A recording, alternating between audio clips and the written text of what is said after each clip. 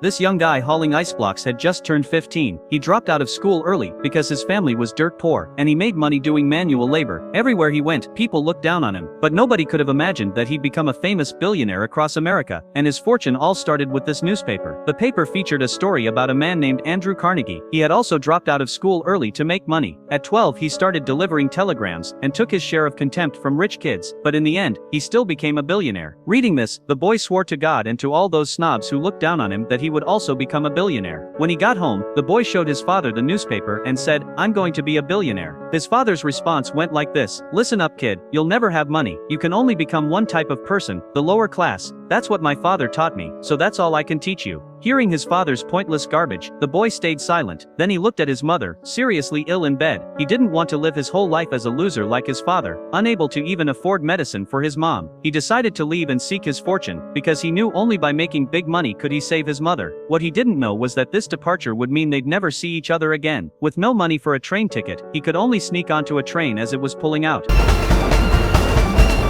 When he woke up, he found himself in Texas. He jumped off before the train reached the station.